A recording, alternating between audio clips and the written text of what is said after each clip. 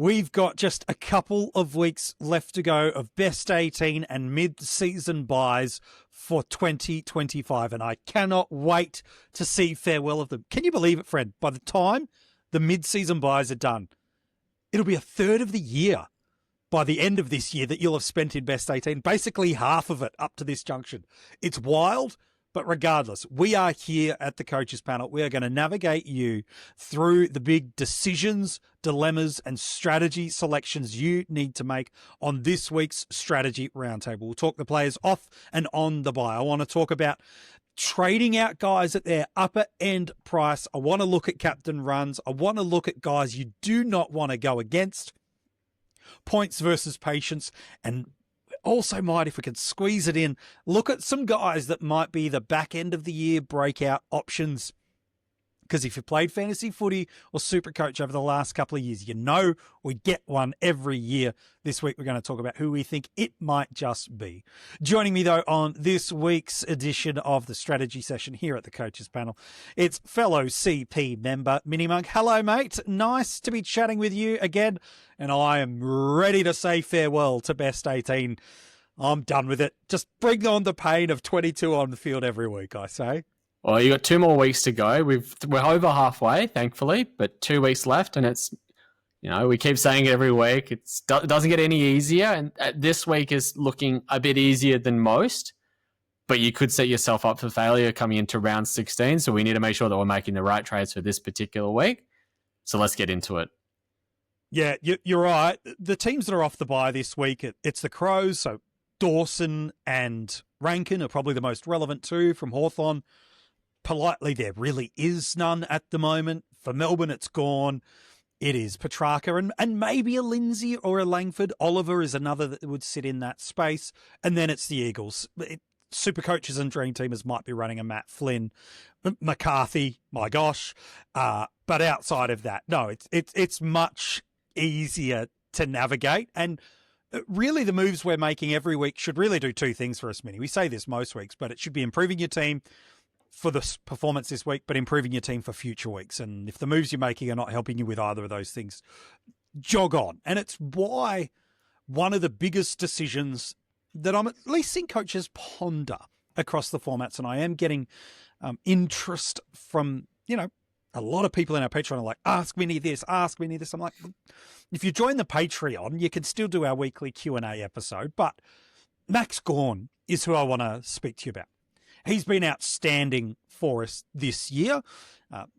You were big on him during the 50 most relevant, spoke a lot of coaches into saying, hey, look at the run, look at the fixture. If you're spending up on any big ruck, he's the guy. I think it's safe to say that he has more than delivered on fulfilling that call. But in an era of challenging rookies to go now and to scrape cash generation off, people are looking for unique ways to be able to make money. And so they look at a player like Max Gawn, who is well and truly has a price point that he is hard to perform at. And they think of ways to make 100K in SuperCoach, 200,000 in Dream Team and Fantasy. And all of a sudden they can still get a decent option and make some cash to fix up another spot as well. Maybe we should go across formats to break it down to start. Should we be looking, if we are a Max Gawn owner, at some creative cash generation and using Gawn as our ticket to make it happen? Format by format. Let's start off with the limited trade formats, because I think that they are a much easier beast to discuss. Okay. I would really struggle to find a world where trading out of Max Gawn in SuperCoach especially, but also in Dream Team, is the right decision to make. In SuperCoach, his scoring has been at an absolute tear. There's a reason why he's the highest averaging player, and so I think he's the highest scoring player. I think Baz might be close to him in terms of highest average, but he has been phenomenal this year. I mean, the guy has gone 100 and basically every week bar 2, which was an 88 against Gold Coast and a 67 against North Melbourne early on in the season. So he's on a ton run that's lasting 12 weeks now and includes scores of 153, 174, and 198. He has been one of the most surefire vice captains and captains for coaches for a lot of the season. And yes, he's run home. He does have Gold Coast and North Melbourne, who are the two teams that he didn't time against in his first 3 weeks off of his bye. But frankly, you're really putting yourself in a position where you have to find the time to be able to trade back into him. And the other thing I would say is that Melbourne as a team has improved a fair chunk since those first 5 weeks. So you're really fighting against, I guess, his performance and the team's performance, because we know that when Melbourne perform well, Max Gawn performs well, Max Gawn scores well, whether it's a correlation or a causation. I think it's more that Melbourne perform well and he scores well as a result of it. But you're welcome to believe it either way. And I think in DT it's very similar. But in AFL Fantasy, it's a bit more interesting because we do have these trades, use them or lose them. And some coaches might be thinking, this is a way that I can get creative with my cash. He is at a price of 1.2 million, which is frankly really high, especially when you can look at players that we've had a lot of faith in as ruck options in the past, like a Brodie Grundy, and say, I can make 150k by trading into him. Or even a Tom De Koning, who a lot of coaches were very happy with early on in the season. I can make nearly 300k by trading into him. And I see it. I see it that you can do that. And I see it that as being a reasonable option. As we just mentioned before, the 4 weeks after the bye, we've got Gold Coast, we've got Adelaide, we've got North Melbourne, and we've got, I think it's, where is it? Carlton. So it's 4 relatively tricky matchups. The last 5 on the run home are St Kilda, West Coast, Western Bulldogs, Hawthorn, and Collingwood. So you're probably going to want to own them for that last 5 weeks. So this is a very 5-weeky type play. And so because of that, you're wanting to look for either a ruckman that has DPP or a ruckman that has a really nice 5-week run. And the one that I see being talked about a lot as the trade into option is Brodie Grundy. He does have a reasonable 5-week run. He's got Port Adelaide, Western Bulldogs, Fremantle, St Kilda, and North Melbourne. And that's pretty good, but his DVP for the rest of the year is bolstered by the fact in the last 4 rounds, he's got Essendon, Brisbane, Geelong, and West Coast. And 3 of those 4 are the easiest players. So easiest rucks to score against in the competition. So you really want to, you wouldn't want to be trading out of Grundy going into that, because you're saying he's doing 100s. I've got probably a D6 or an M8 that I can trade out instead. I'll pass Gawn. The other one that people are talking about, or at least I think people should be talking about, is Carlton with Tom De Koning. But it's not the right week to do it. And also his 5-week run isn't that great. It's North Melbourne this week, which is the hardest ruck matchup in the comp. Then it's Port Adelaide, which is good, but then it's Collingwood, Brisbane, Melbourne. So also doesn't look too flashy. Off on, exactly. And so I think that there's one particular player that I think I would actually be really wanting to do this into. And I haven't seen this player talked about enough as a ruck trade-in option, but I've seen him talked about as a forward trade-in option. And that's Luke Jackson. Come on. He is still getting, 50, 60% of CBAs with Sean Darcy playing.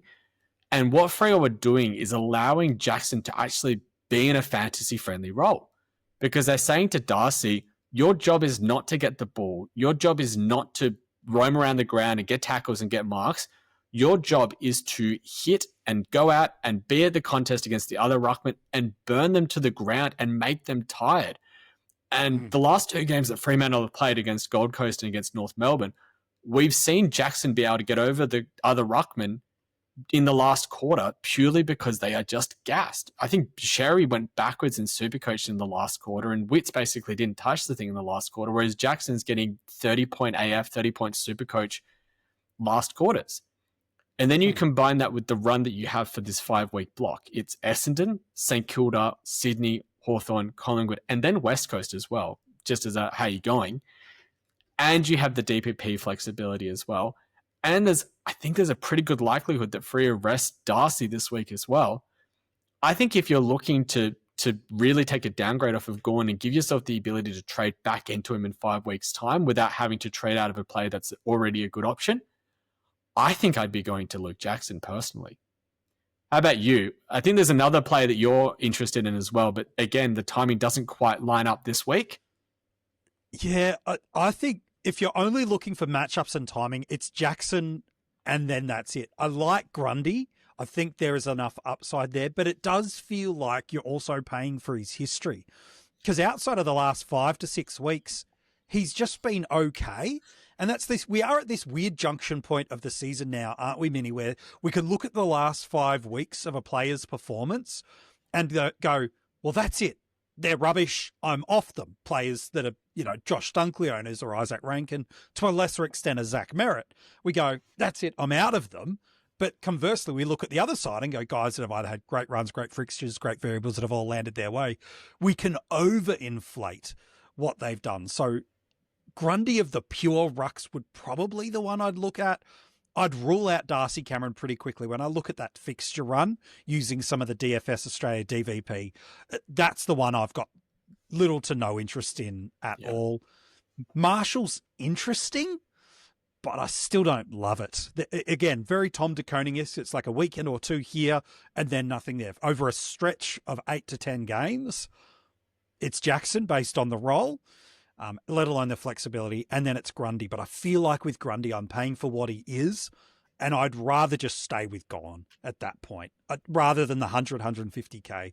Drop down to the Johnson, get a McCarthy, get a Liddy, go and get yourself whoever you want, and reinvest another way to get 150K.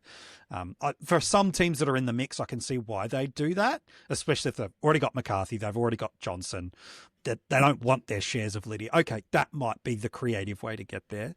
But investigate everything, but then what does your team look like in 2 weeks' time? Because we have seen over the last couple of weeks, coaches that have sideways through the buys have a little bit of lament about it. If you traded out Sheasel at his round 12 buy, that didn't quite go to plan, did it? Unfortunately. Well, that's the risk you take with trading out of premiums and trying to make a little bit of cash and move things like that. I know it's a single person sample size, but we always run the positive gauntlet and never run the inverse, which is, well, yeah, you got an extra 100 points that week, but now you're a premium behind everybody else, and they've probably just matched up the scores over the last 2 weeks.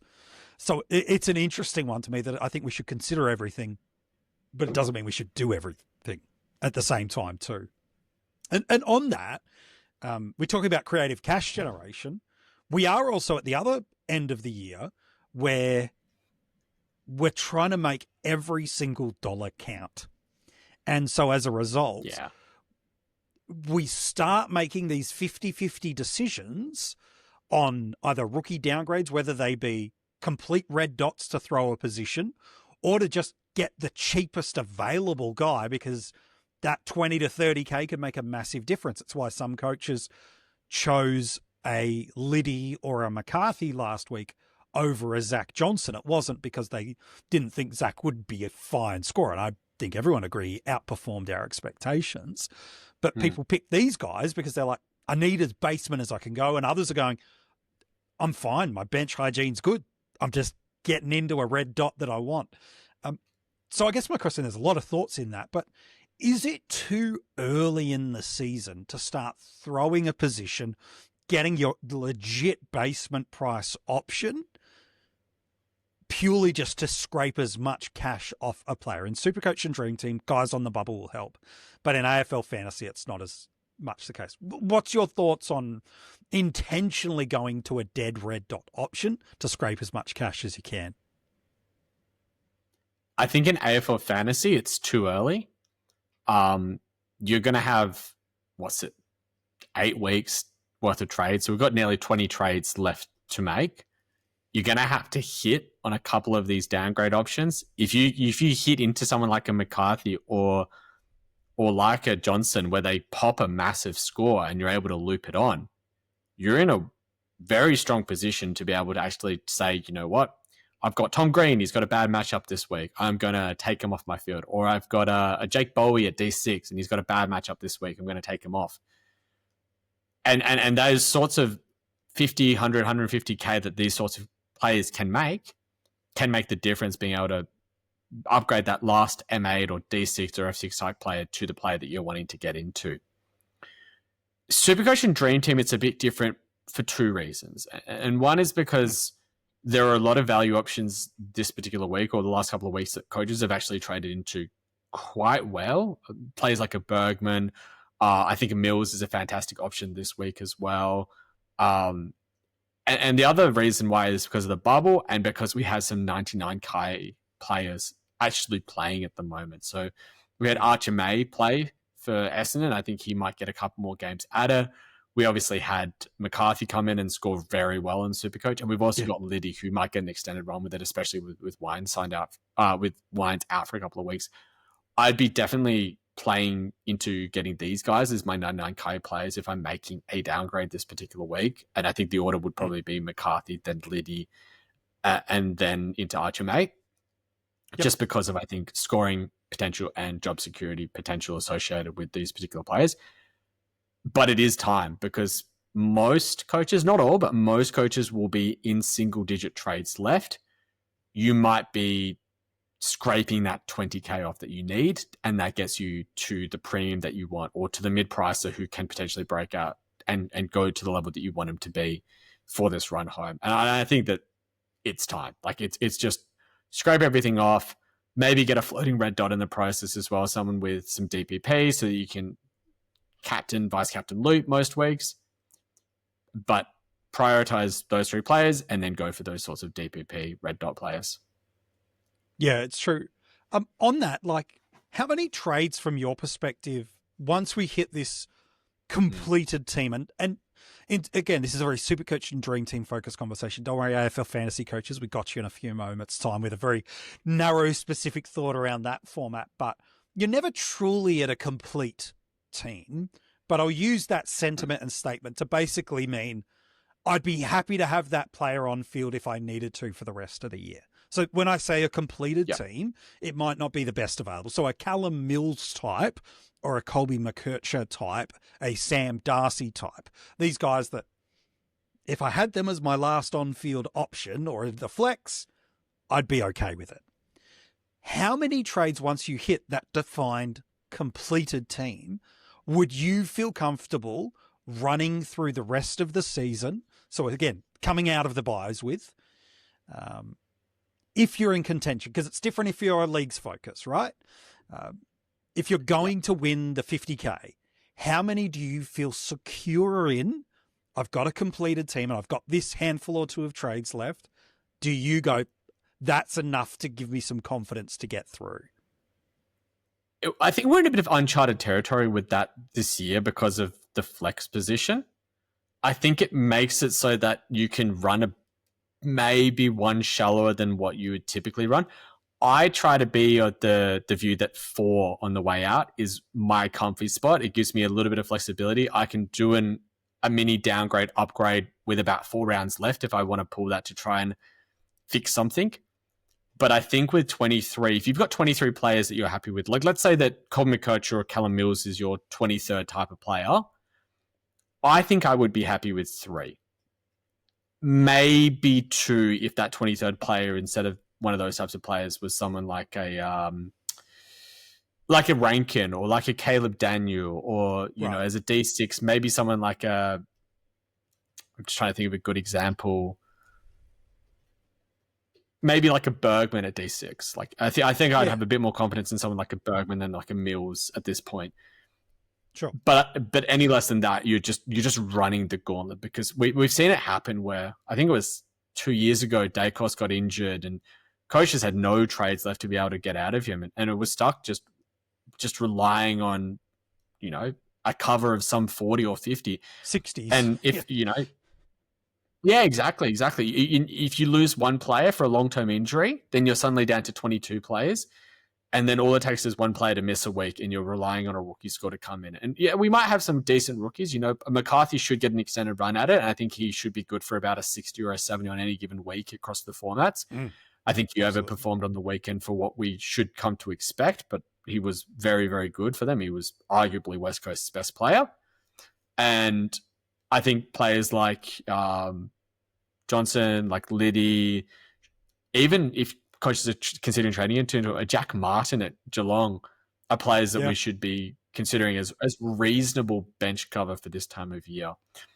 And, you know, we talked about it before with the 99k players. I'd then also be prioritizing players like, you know, like Martin, who I think actually will get a reasonable crack at it and should get a few games and should act as reasonable cover in the forward line where we don't have many rookies that can do that. So, yeah. Well, it's the long story short, philosophy of people going for Loman, wasn't it? Yeah, exactly. Martin's just an incarnation of that. with just as bad an injury history, but just as good a scoring potential. Solid player in a good team that could pop, so it makes sense. Well, let's jump over then to AFL Fantasy for a moment, because again, a different ideology, different types of considerations with 2 trades a week, use it or lose it, or 3 trades available to you in these mid-season buys. And it's where the conversation around the creative cash generation started with Max Gawn.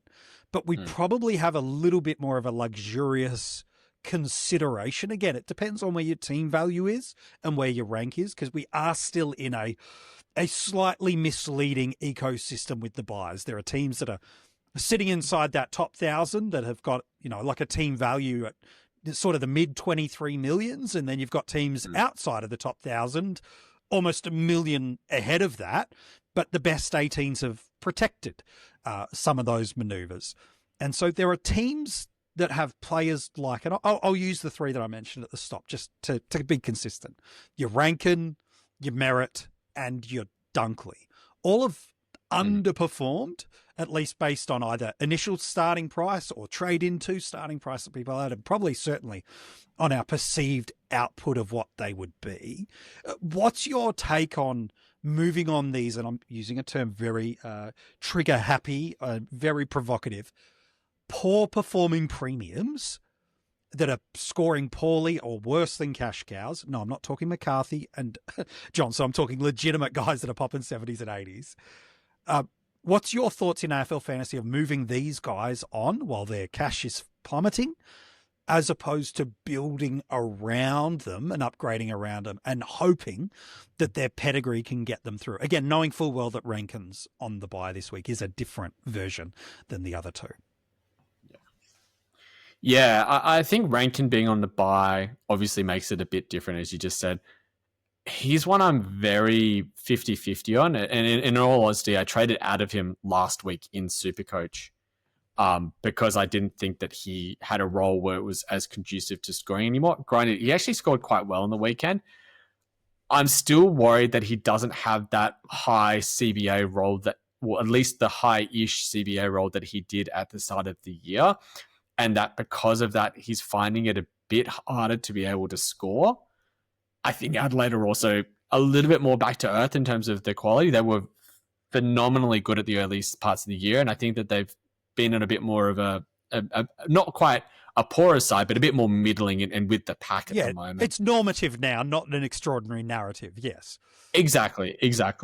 I don't know if I would be advocating for trading out of him anymore. His price has come quite far down. He's at 822k in AFL Fantasy. Yes, the break even is 108, but we're talking about trading into players like Callum Mills potentially this week. He's only 60k more than someone like a Mills, and we're in a forward lane where we're really struggling. Like outside of Bailey Smith, Nick Martin, and Matthew Kennedy, who is somehow managing to ton every single week. There's not that many elite forwards. I don't think he's that far off the pack. And so I think I would be comfortable enough holding on to Rankin. Dunkley and Merritt are trickier beasts. I think Merritt is one that I'm very off at the moment. I always think that he comes home like a freight train normally and scores, 110, 120 at the end of the season. But frankly, I don't see it this year. I think Essendon have committed now to actually saying, you know what, we're going to see what these kids can do. We're going to try and build around some of the younger players like a Caldwell in the middle, like a Sardis where he's available to be able to, and really try players like Johnson in the middle as well, and just try and see what they can get out of some of their youth and see where their list is at. And using someone like a Zach Merritt off half back to be a bit more of a calming influence and live there at the moment while the troops are missing is reasonable. Reed and Ridley being back round 16, I think is their plan. Round 16, round 17 is something that could be helpful for moving Merritt back into the midfield. But I think I'd be happy enough to jump out of him of the 3. Yep. And I think Dunkley is the one that I think sits in the middle for me. I see it. I really do see why people have gotten a bit more concerned by him. But context is always needed. And against GWS on the weekend, they lost Payne, Hipwood goes back, Dunkley goes forward, and his CBAs drop. aside from the round 7 game against St Kilda, those are the only 2 games where he's gone under 65% CBAs. Last 6 weeks before that, he'd been averaging about 80%. I think it's just a bad game. I'd be comfortable enough holding him. But if you want to avoid the price drop, get off a week earlier, I can see it. Other approach is coaches are going to look to be trading into him in 3 weeks' time when his price bottoms out. That's always the thing, isn't it? It's very trash or treasure approach, these sort of players, where some of us are watching them come crashing down in their value going, oh, no, I'm jumping off. This is bad. And again, very AFL Fantasy-like, whereas others are going, hey, in 2 weeks' time, I'm all aboard this, because maybe you're just worried about, I paid, in a Dunkley's case or a Merritt's case, I paid $1.1 million, and now in a fortnight's time, they're going to be under 900K. What have I done? I've done the exact opposite of what I wanted and hoped. I think the difference that also sits with Dunkley is some of the evolution that's happened in that Brisbane midfield in terms of who and how they move the ball to. Ashcroft, from a will variety, is getting his opportunity a little bit more. Suitcase has moved in and taking more responsibility. And yeah, it's a weird split. You look at Dunkley's first sort of 9-10 games as opposed to his last 5, and you're talking about a 110 primo versus, I think he's barely cracking an 80 or an 85, at least in AFL Fantasy. So there's narrative that has to always underpin, well, why is a player underperforming? Is their role changed? Is the team using them differently? Have they had to play a bit more negating roles? Have they moved into the half-back? In Merritt's case, narrative of how a player's had a poor performance is way more important to me than the fact they had a poor performance. Like watching social media implode, I think it was on Thursday night around Marcus Bontempelli. Now, full disclosure, I've got Bont in every format, so I'm not being some kind of psychopath enjoying everybody else's pain. But you just had to laugh when Windhager was just wearing him like a glove and the Dogs were 10 goals up, and you could just see Bont going, I don't care. I don't care. We're going to absolutely thrash you. And everybody else was doing it. It's a little different to like a player like a Dacos, who will probably get the windy tag this week. Nick's got a little bit more, yeah, no, I care. I want to still be involved. And he's got a little bit more he's still proving in the game than Bond has to. So it always to me is well, why did a player have a crappy game? Not a they had a crappy game. That gets me up in arms, certainly at this point in the year. Couple last things I want to ask you before we wrap up. This week's strategy session, of course, by the way, if you're just watching this, whether it be Wednesday morning or Tuesday night, our AFL Fantasy Top 10 Trade Targets episode is over on our YouTube channel. So make sure you go and check that out. If you've got some trades you want to make in AFL Fantasy and you're trying to figure out who you could do and get into and why, that episode is there. And then on a Wednesday night, we will drop the SuperCoach version of that. But runs and fixtures and back half of the year, a lot starts to change. Teams that are set and save for finals start resting and managing players. Teams that are legitimately out of the contest start changing roles, sending guys for surgery, giving kids a crack. And then there are other teams that are still sort of 12-6, 12-5 on the ladder going, man, we got to prove everything. And they aren't farting around yet. But who are the guys that, maybe I'll ask you this, there's a couple of back half of the year questions I want to ask. Who are the guys that over these last sort of 8 to 10 weeks you look at in fantasy football going, nobody's a must have, because I think the sum of all parts can get you there for the most part. But who are the players you would hate to go without in the back half of the year? Let's build a list of players that you go, they're not must-haves, but you'd be very much more happy to have them than be going against them in a rankings or a leagues battle. Who are the guys that sit in that category? And is it a limited number or is it pretty vast? Should we go line by line and kind of have a couple each? All right. I think in defenders, the one that I would want and I would really hate to not have at the moment is Max Holmes. I love that call. Good shout. I think he's been phenomenal the last 4 weeks, and Geelong have one of the softest run homes of any team. I think that he's one that really could get away from coaches, especially if you don't trade into one that round 17 matchup. against Richmond and then 2 weeks later against St Kilda. Yes, Bailey Smith is commanding a lot of attention. Yes, he's been a very safe captain option for a lot of the year. But I feel like those two fixtures just lined up for someone like Holmes to really take your season away. I think in a similar vein, as much as people have traded out of him, I think Harry Sheezel could still be someone that could take your season away down back. I agree. Yeah, Sheezer's looking awesome in this new role. Yeah, I think he looks really good as well. And the last one, I think, and he's one that I'm very nervous to not own anywhere, is actually Bailey Dale. Agree. And I think I would struggle to sleep at night if I didn't own 2 out of those 3 for the run home at this point. Agree. And look, probably outside of Dale, they're all pretty tag free in the sense of who a team's going to go and place some opposition pressure on.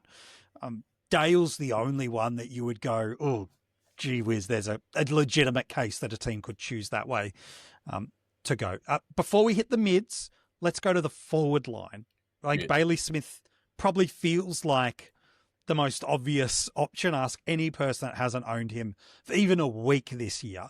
And it's just, you've hated fantasy football. High ownership and high scoring ceiling. Yeah. Arguably across the formats, the only forward that many would put in there. Are there any other forwards for you that sit in the, look, no one's a must-have, but I'd rather have than not this player? I mean, you could have argued him in the defensive line, but I think he's more valuable as a forward. It's Nick Martin. I think it's just those two. Look, I don't know how Matthew Kennedy's done it for the entire year, but he's averaging 104 AFL Fantasy and saying like 110 SuperCoach. I don't know if it can last with the fact that they have so many players, but if it does, it's going to be one of the all-timer seasons of coaches just not having been able to trade into him. And it's just because of his relatively lower ownership that I think you can afford to miss him. Yeah, I think that's fair.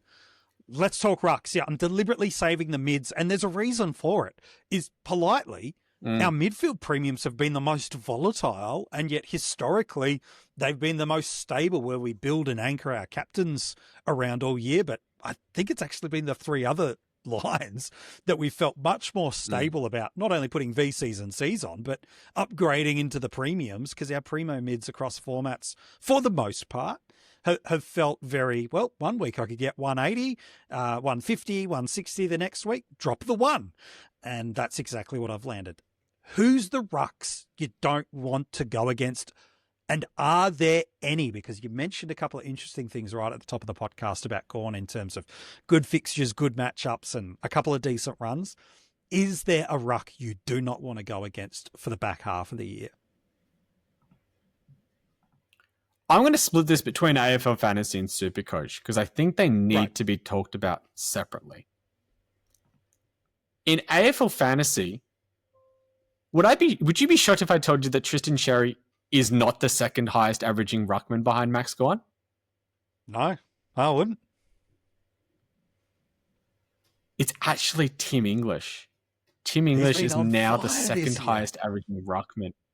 He's been awesome. So I think the actual argument is, I wouldn't want to go without Max Gawn for the last 5 rounds of the year.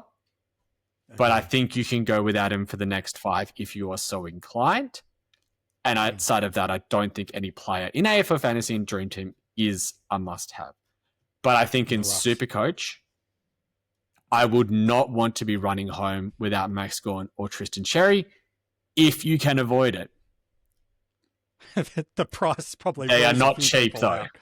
Yeah, that's the hard part, isn't it? Gawn is 680k and Cherry's 710k. You can't trade into them at this price. If you've got one of them, just hope that your R2 can somehow match them for the rest of the year. Come on, Nick Maddard. Get it done for people this week while Gawn's on the bench. It's not going to happen.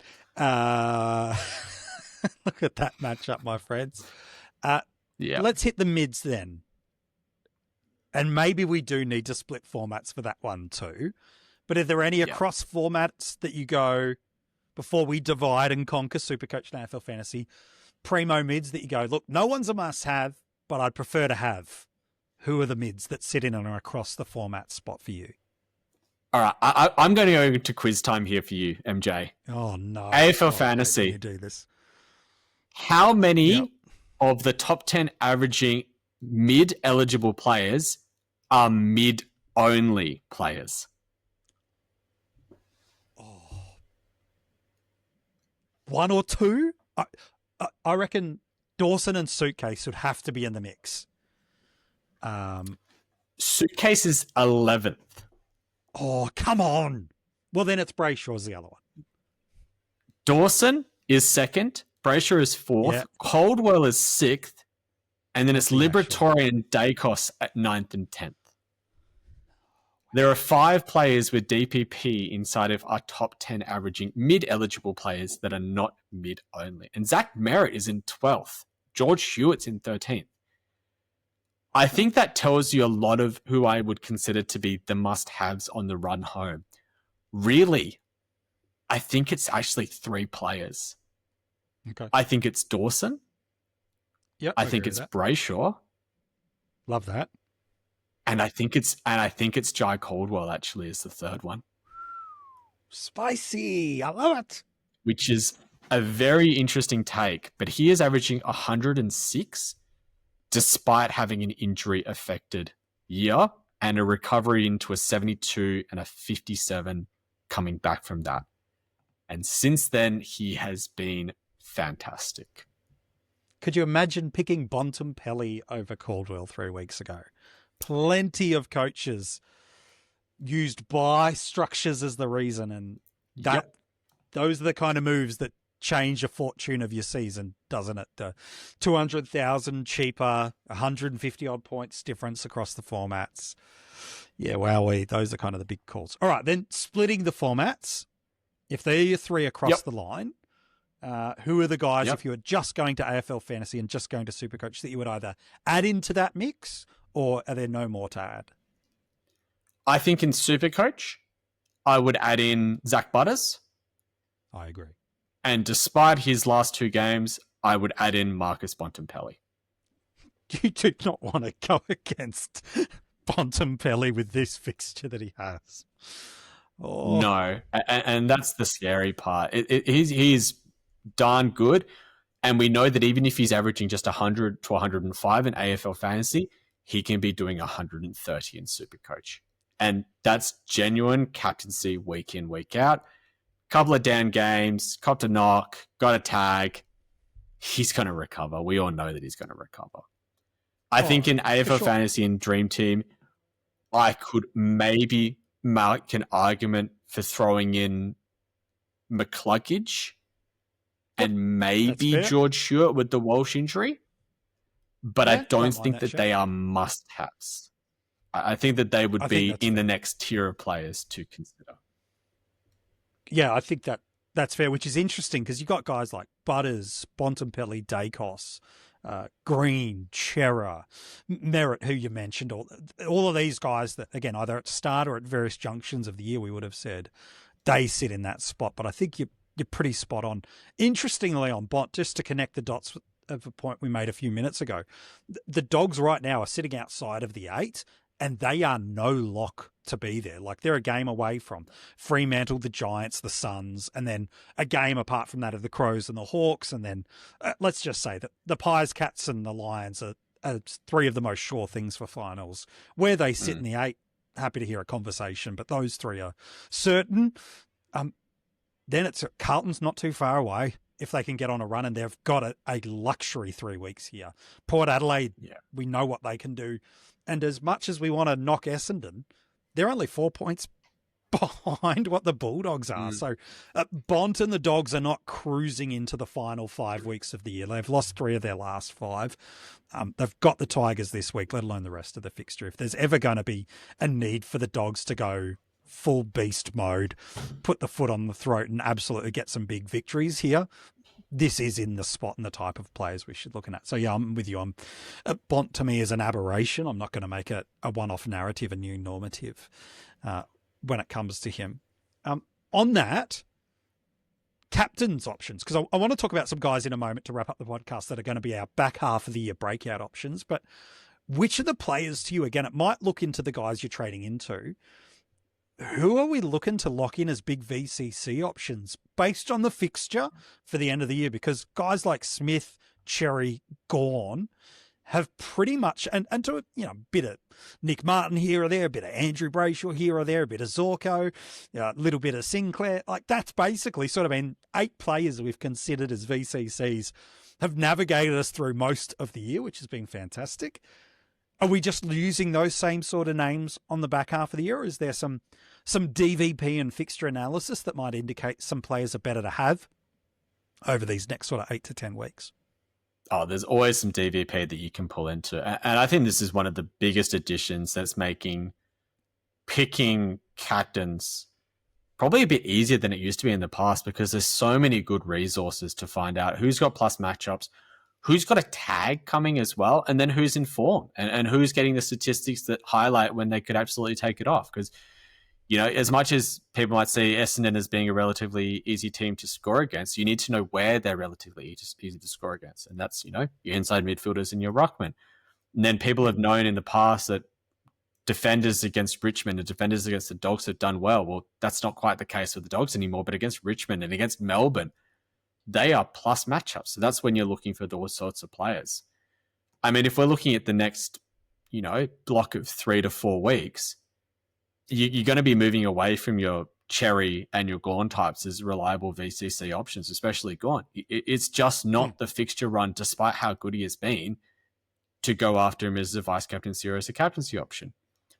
Someone like a Brayshaw might have a pretty good week this week because Essendon is a very friendly inside midfielder matchup. But then the next 2 weeks, he's got St Kilda and Sydney and could pop a tag. Same with someone like a Sarong. I think that if you are riding off Bontempelli, I'd be doing that up to your absolute peril. Richmond this week, genuine VC captaincy option. North Melbourne 2 weeks after that, genuine captaincy option. Essendon 2 weeks after that as well. And then Melbourne, West Coast and Freo as the last 3 fixtures. Like, it's pretty hard to go against him as the captaincy option in SuperCoach especially. I think Tom Green is one that might be sneaking under the radar because he only has one really hard matchup for the run home. And then there's a potential of a Windhager tag, but there's every chance it goes to a Finn Callahan instead of a Tom Green in round 24. So I think he's one that I would be looking as a genuine option.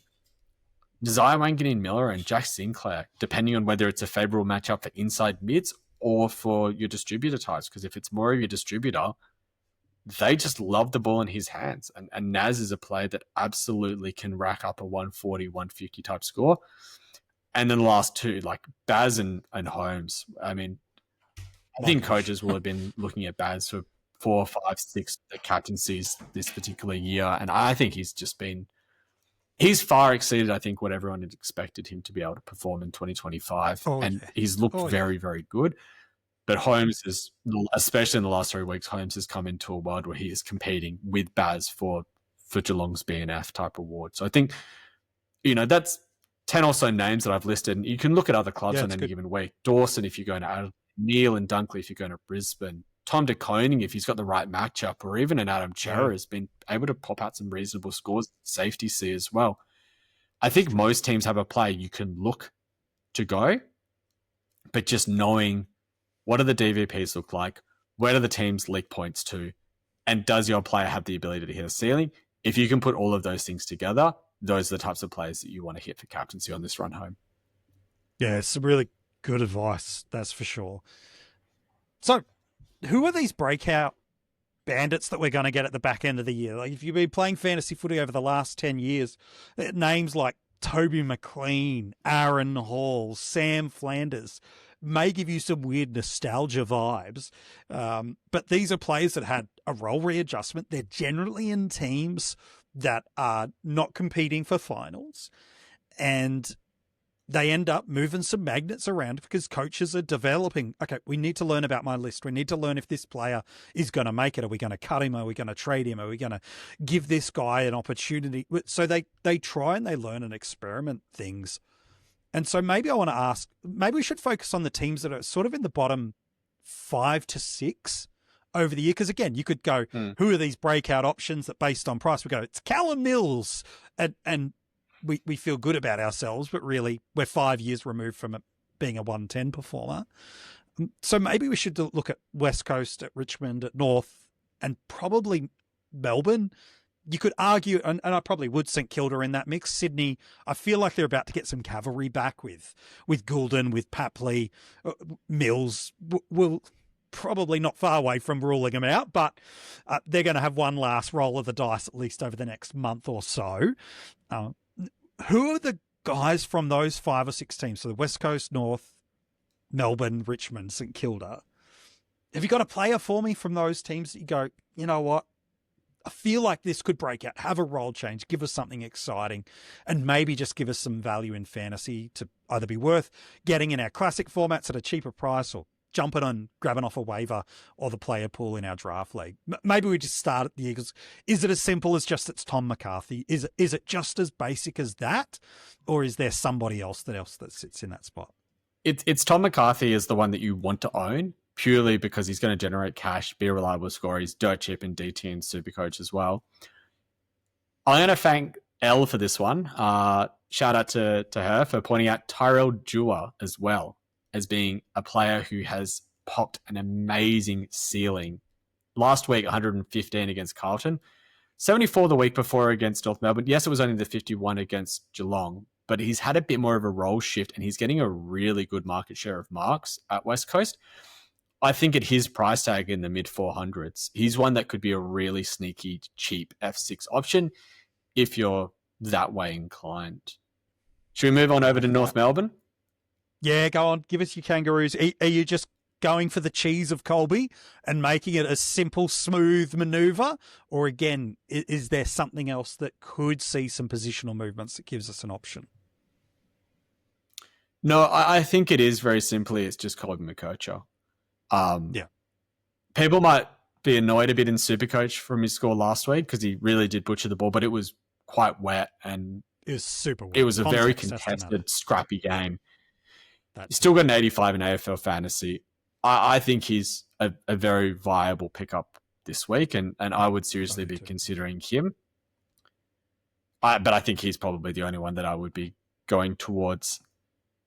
Essendon is the interesting one. We've obviously talked about Caldwell, but he's no longer in that breakout category. No. He is not cheap anymore. Nope. I don't know if there's anyone that I would be comfortable really going into aside from their rookie type players like Johnson. I think they're going to try a lot out with these sorts of players, but I just don't think there's anyone that's going to be supreme value. You could make the argument that if you want to trade back into Zach Reid a couple of weeks after he comes back from his injury, that he might be value, but it's really hard to go there now with his injury history.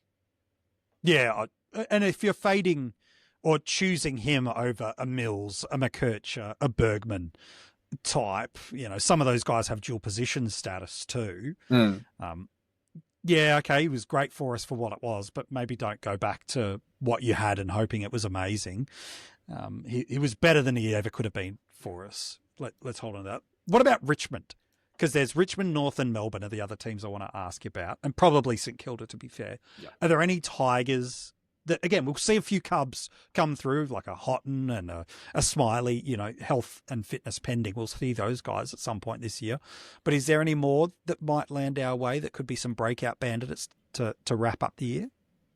I think we were 2 weeks too late on the Richmond one. It was Sam Banks was the one that we really did miss. Yeah. It was a hard one because we just didn't know how long the Jaden Short injury was going to be, and he's been scoring phenomenally without him there. So I think look, if you wanted to trade into him at 780k in AFL Fantasy, I wouldn't talk you out of it, but I would be very tempted to look elsewhere. I think, we just talked about him. Callum Mills is cheaper. Colby McKercher is cheaper. I'd have much more faith in those sorts of players. Yeah, I would Bergman too. As well. Melbourne. Feels like Pickett was the one 6 or 7 weeks ago. You talk about, all these hindsight moments. You can look back in the year and go, man, if I jumped into this would have changed my season, starting with Kennedy, right? Trading into Long, getting Pickett at this price. These are the moves you make that define your season.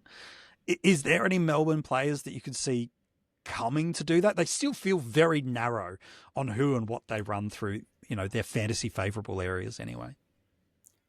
I wouldn't talk anyone out of trading back into a Jake Bowie. Fair share. He still has the role. He just had a couple of down weeks and recovered back to some 80s the last couple of weeks.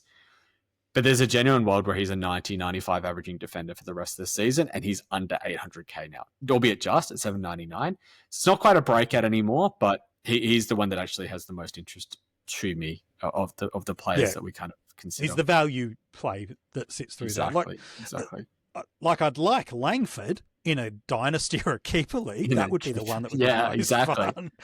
But you ain't getting him for anything that you don't want to give up.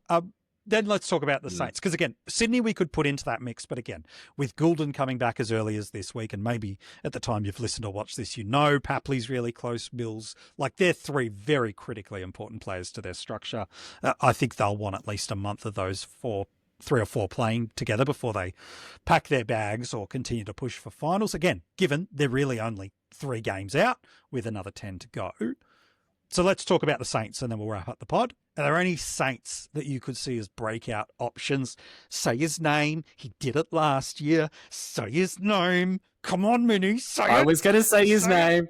I've held him in AFL Fantasy. Matthias Philippou. He is still an option.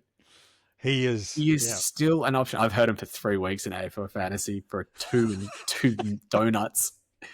And I will ride it to the bank that he will come back and be a premium once again. But he genuinely will be, 550k in AFL Fantasy probably in a week or 2.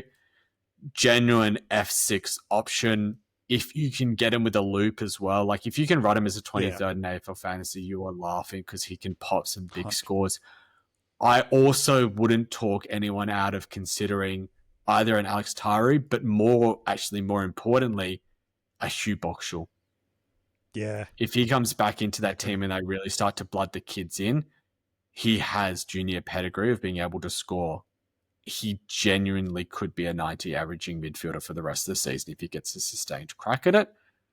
So just one to monitor. If he's on waiver wires in your draft leagues, just like snaffle him up now, because the word is he's coming in this week, and if he's coming in and he's not the sub against Collingwood, he could be getting 10, 12 tackles and be a genuine M5, M6 in your draft leagues. Like it's just a really solid pickup. I love it. And you got skin in the game on Philippou. So I'm a fan of that, mate. That is for sure. Hey, as always, mate, an absolute pleasure talking fantasy footy with you. We look forward to catching up with you again next week for another strategy session. Good chat. Only one more week of buys after this week. We're almost out of the best 18 that you seem to just want to be over with. Oh, and so to be clear, I'm having a perfectly fine year across the formats. It's not like I'm trying to end the fantasy season.